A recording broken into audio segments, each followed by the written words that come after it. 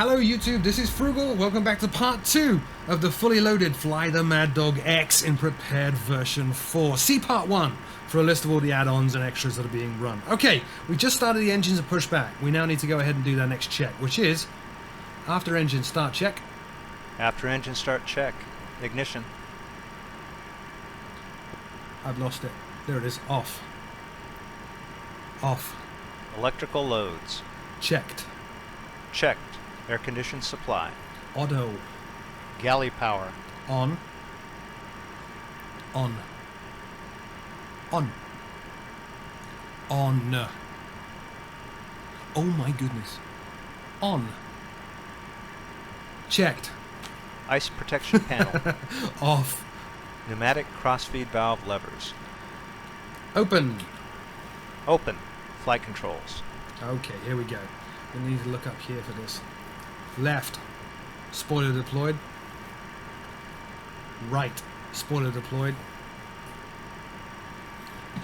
Elevator power on. Pedals. Flight controls check completed. Hydraulic pumps and pressure. Checked. High and on. Checked. Annunciator panel. Checked. Ground equipment. Removed. All clear signal. Received. Received. Flaps, slats.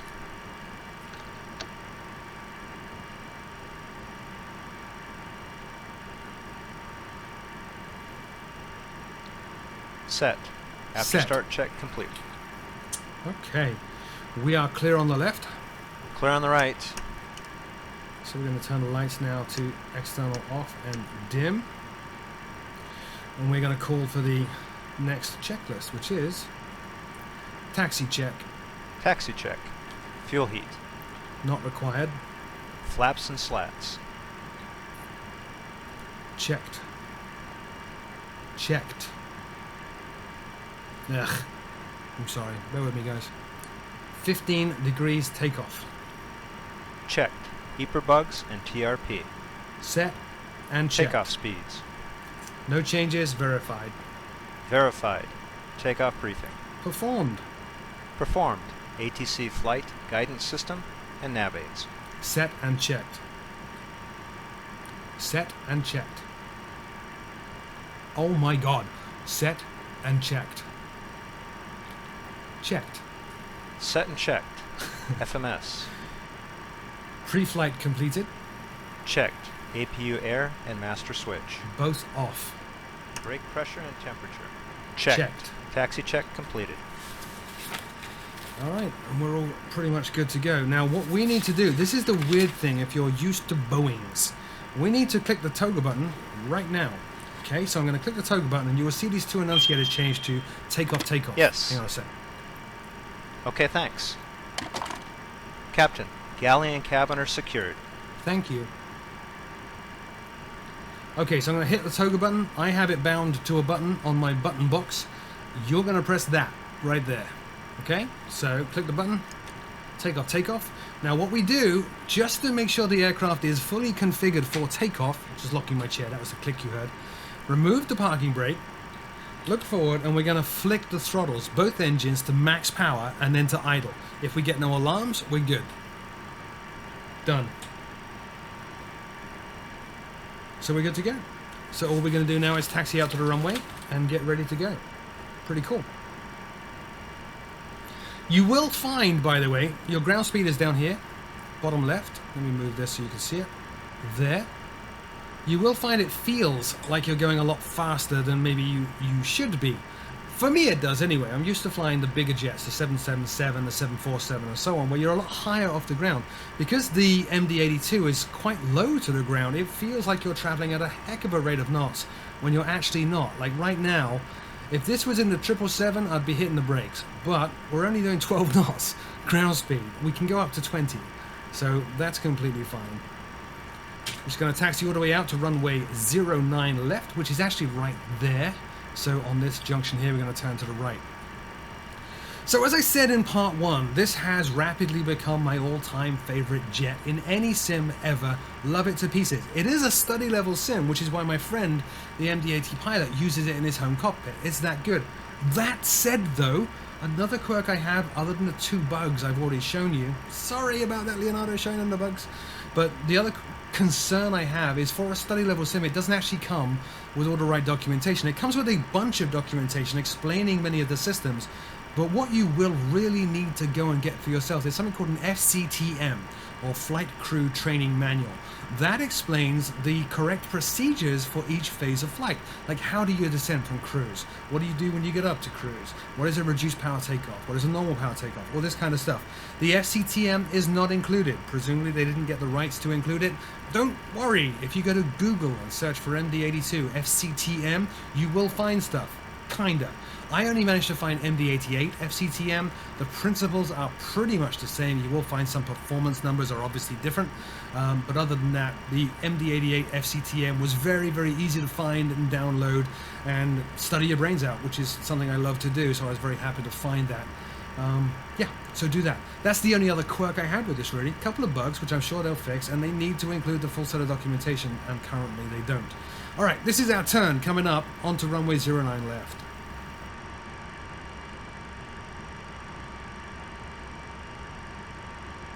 So, unmute my microphone. I am wiggling a bit. I don't know what's up with my rudder pedals today.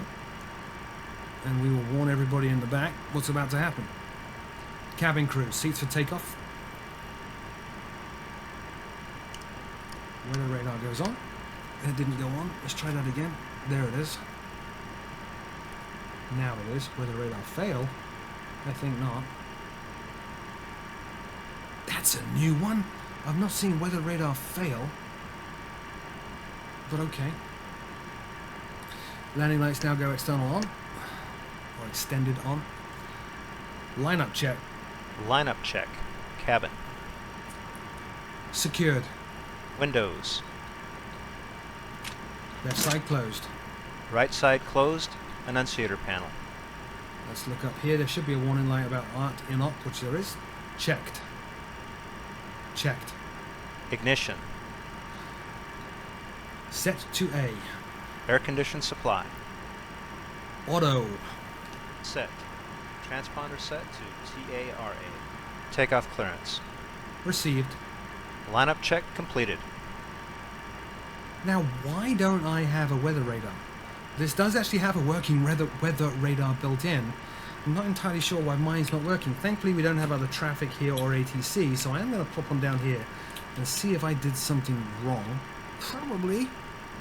Power off. Alright, WS plus T, power on. Let's go down here, make sure all this is set up correctly, which it is. Wow, there are failures built into this. I wonder if I did just discover a failure.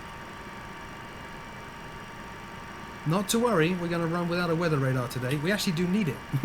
This is the one flight where you need it. But yeah, I'm not going to restart the whole video, so we'll fly without a weather radar. So having done all that, nose light now needs to go bright. We need to cycle the seatbelt switch. Done. Let everybody know that what's going on, and then we can check with the first officer if he is prepared to do what we're about to do. I don't want to say the keyword now. I've muted it. I can, which is ready. The next bit I'm not going to talk you through. I'm just going to do it because, again, everything's going to happen pretty fast. And it's kind of strange, again, if you're used to a Boeing. We're going to advance the throttles to 1.4 EPR. That's all this stuff here. It's going to be up to about 1.4. Once it hits 1.4, you're going to see me turn the auto throttle on. The auto throttle takes over at that point. Okay, not before. Now, once we get up in the air, there's going to be the usual positive ring I'm going to call gear up. Now, there's a sequence that we go through that I had to memorize, which is arm, select, engage. Arm, navigation, select, climb, power, engage, VNAV. Okay, so I'm going to repeat those things, say those things at 400 feet, 1,500 feet, 3,000 feet to get him doing what I want him to do. Now, you're also going to hear him yell out, clamp. The one thing that's probably going to trip most of you up when you start flying this aircraft is auto throttle clamp. What clamp does is it says the auto throttle system is engaged, but it's not powering the servos which move these throttle levers. So it will advance the levers all the way out to take off power, then go clamp. which means they are no longer powered by the auto throttle. They are powered by you. They will not take over again until we reach certain phases of flight. That's important because when we get to descent, if you hear clamp, that means you need to control the throttles. The auto throttle is not doing it for you. All right, here we go. Ready? Ready. Timing.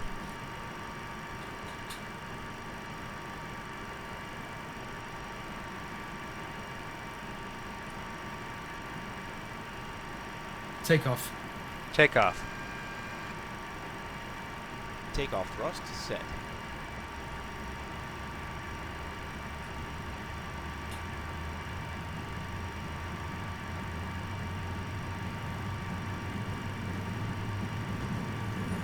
Clamp.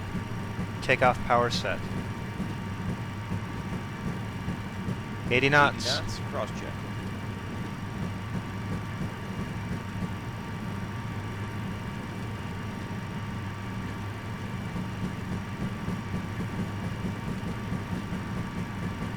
V1.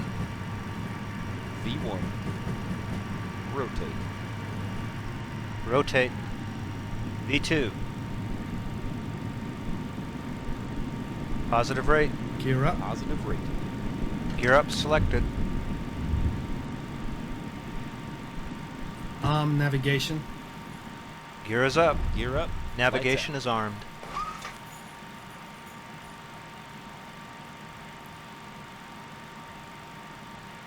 Select climb power. Climb power set.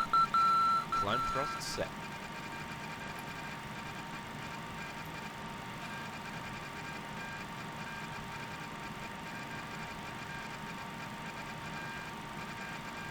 Engage VNAV.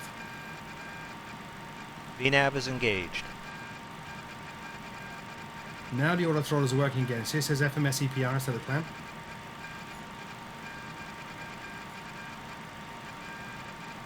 Arm flight level 340. Flight level 340. Armed. Flaps up.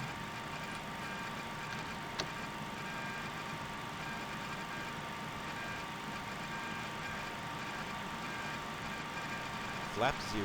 Flaps are up. Slats retract. Slats retract.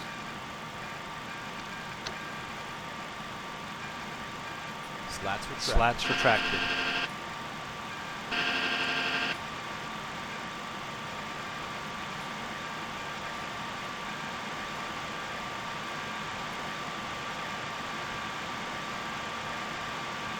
Climb check. Climb check is coming.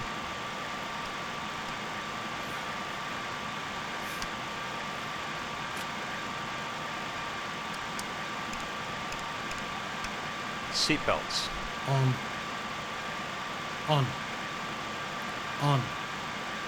Oh my goodness. Checked. Climb check completed. Alright, we can clean up these lights at this point, by the way. We'll do that now. Checked.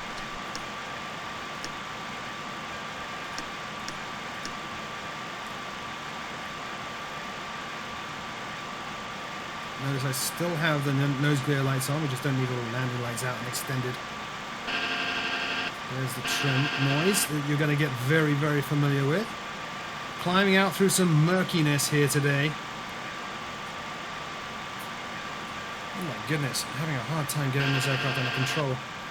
There is a bit of a crosswind. Actually, it's on the nose. It's kind of from the right-hand side of the nose. You can see it's a tragic day outside. Which is why I wanted to fly by hand today, because it's awesome. The flight model in this is just sublime. Love it to pieces. It's on the same level as the NGX from PNDG. So silky, so smooth, so wonderful. Or even the Dash 8. The Dash 8 flight model is probably actually the better of all of them out there in terms of study level aircraft. So 8,500 feet, we'll turn off that nose light completely at 10,000 feet and keep on climbing up.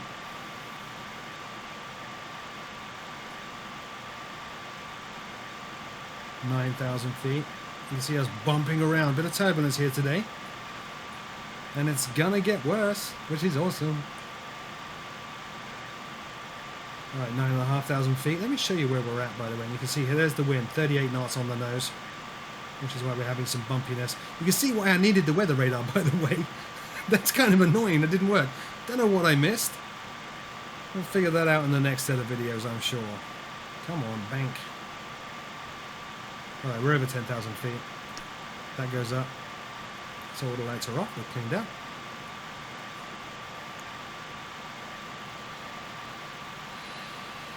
Still manual at this point, because it's a beautiful aircraft to fly, so why not? It's a lot of fun, huge amount of fun. My friend who flies these used to say how much fun it was, and that was his worry actually transitioning to the Airbus, that it wouldn't feel like flying. I think he's changed his mind on that, and the Airbus is just fine. But at the time, when he was getting ready to go, it was like, oh my goodness, what am I doing?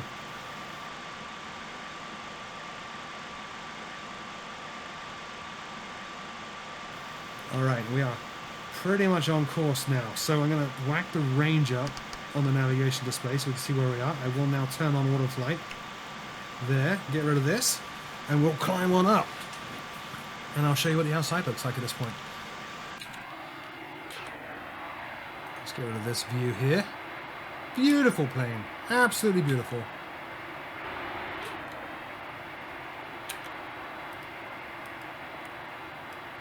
Absolutely amazing aircraft. So nice. By the way, as I said in part 1, clouds are being provided by Skyforce 3D, and they are incredible. Lots of variation, no repetition. You can see storm fronts miles away. If we had the weather radar, you could see where the storm fronts were, and I could look at them and go, look, there it is, but that's not going to happen today.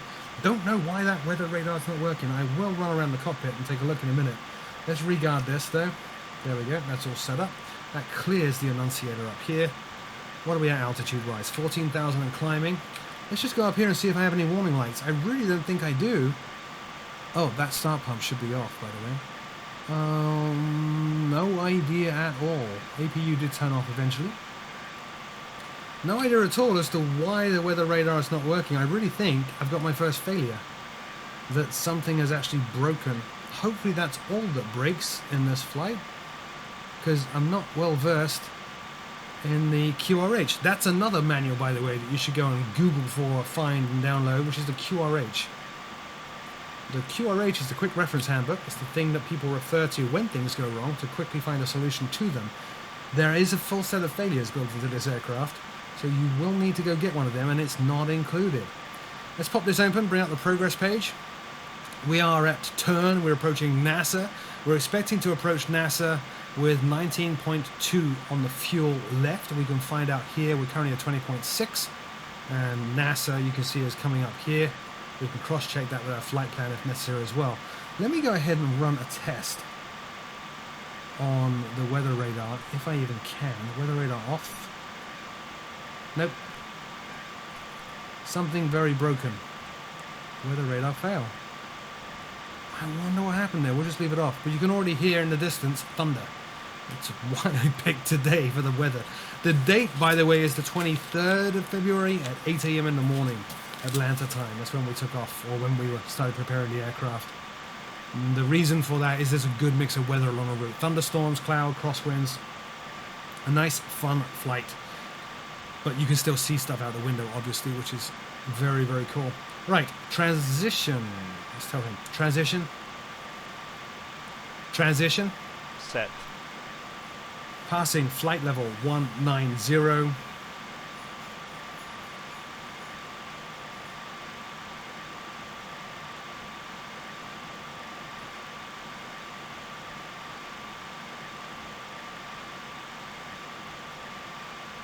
Now. Checked. So that's transition dealt with.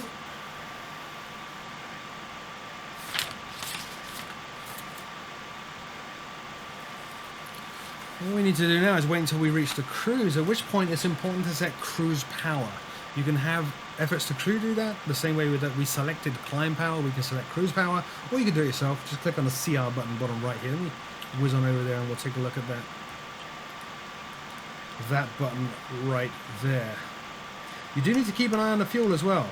Notice we're pretty low on fuel in the center tank. There will be an enunciated warning on the master caution at some point, low pressure in the center tank. At that point you'll need to turn off the center tank switches, which are these two. I'll probably capture that on video. I'm really concerned about that weather radar. Nope, failed.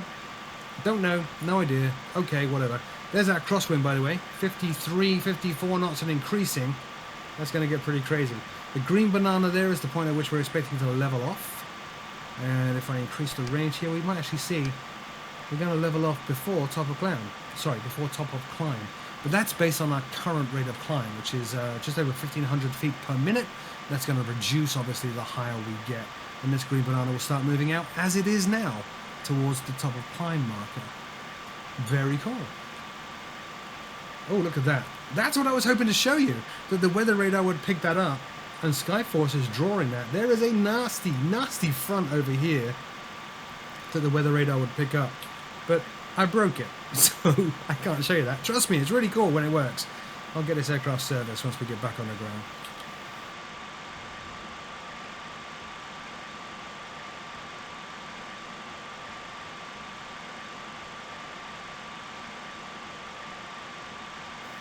Alright, so rapidly approaching NASA.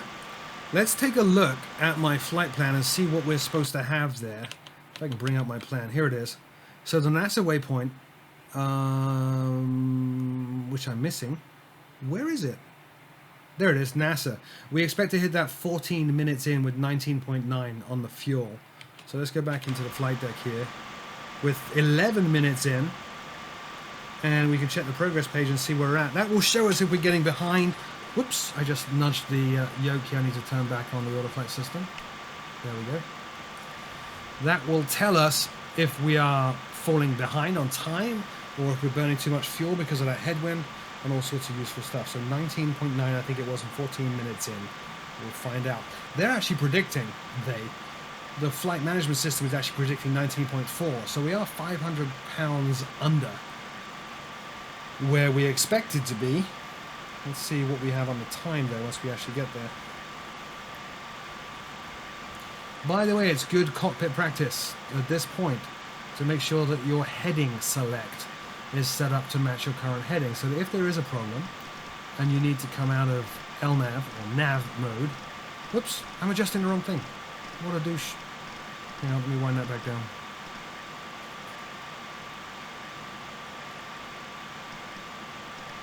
Let's leave that at 280. That's the heading right there. So if you do need to come out of nav because of ATC or something, it's easy and you don't have to do all this winding that I'm currently doing. Actually went the wrong way, I think. To get the new heading where it needs to be. It's unlikely that ATC would ever tell you to turn 180 degrees, for example. It's usually 40, 45, 90 degrees. But it's just good practice. So if there is a navigation failure, we've already got a weather radar failure, so who knows, that we can just go into heading select. You see that dashed line there without any issue at all. That's the VOR we're tuned to, by the way.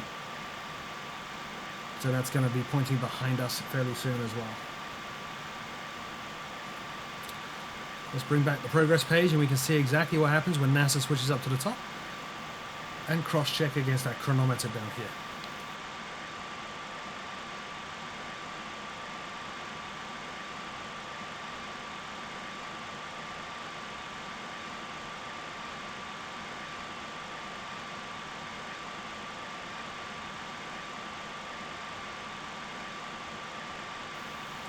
Alright, 2 miles to go. That's what DTG means.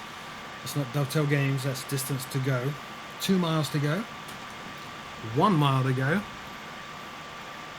Starting to turn, we'll adjust our heading at this point. Wait for that to jump up. There. It just jumped up. We're 13 minutes, so we're 1 minute ahead of schedule, but we are, as expected, 400 pounds under. So we have burnt 400 pounds of fuel more than we wanted to. That's okay. We have plenty of fuel as long as we don't need to divert once we get to Memphis. And I'm pretty confident we won't need to divert. Remember that we set the reserves in when I did the CDU setup as 1,000 pounds. We're actually going to land with about, I think, probably 5,000 or 6,000 pounds. So we're just fine. In fact, it's going to tell us just here. We're actually going to land, I'm sorry, with 15,000 pounds of fuel. There we go. It's right there. Let's check our cruise page. Make sure we're all good. Flight level 340. Optimum flight level is 351, but we're still taking 340. Econ speed, Mach 0.767. We can click on this and put that into Mach hold. No, we can't. Ignore that. I thought you could click on that and put that into Mach hold. But anyway, we're at the right speed. Everything's looking good. And that's what I was saying earlier. If you look at the navigation display now, the green banana is pretty much on top of climb where it should be, because our rate of climb has slowed from 1600 feet per minute to just over 1,000 and bumping up and down. So we do have a little bit of turbulence thanks to this 90 knot crosswind and nose wind right now. Insane amount of windiness out there. Coming up to 30,000 feet, cruise is at the flight level 340. Just cross-check everything at this point, FMS EPR. So auto throttle is controlling our engines. Climbing to flight level 340, VNAV, climb, nav track. So everything is exactly as it should be. Nothing lit up on the enunciators. By the way, these enunciators are categorized. Look, there are buttons here. Each of these buttons shows you a different category of enunciation. So if you do have a number of failures, like when you're starting up, you can go through like engine, electrical, fuel, and so on and so on, which is very cool. Let's see if my weather radar came back. No, still broke. Look at that cloud. Look at that cloud out to the left. Yeah. Pretty there. And out to the right, there's that front. We're going to, basically, the way I planned the flight is, there is some pretty terrible weather, and you can, in the distance, hear the thunder, maybe even see some of the flashes in the cockpit. But the way the flight is actually set up, the way I planned it, is we're actually going to be above all this. Just by about 500 feet. So it's not going to be an issue, but we are going to have a bit of a crosswind as we come into land in Memphis. Alright, 33,000 feet. The altitude alerter goes off pretty early in an MD-82. You're going to hear it go off about 300 to 400 feet prior to the altitude that we're aiming for. So there's 33,200. There it is. Just to give you some warning that stuff's about to happen.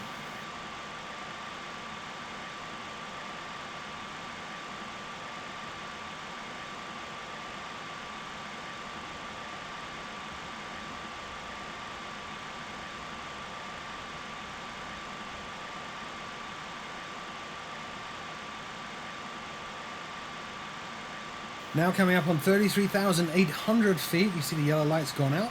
I'm going to engage cruise power at this point. We'll gently level off and get it settled into the cruise. Now notice, top of climb is right here, top of descent is right there. Not very far away, but that is the end of part 2 of this series of the fully loaded Maddog X. In part 3, descent planning, descent, which is actually quite tricky to do, and landing. I have an alert. There's the alert I wanted to show you. Fuel pressure low in the center tank, so we'll just turn off the 2 center tanks. That will go away, and we're all good to go. As always, my name is Frugal. Thank you so much for watching, and I will see you all in part 3.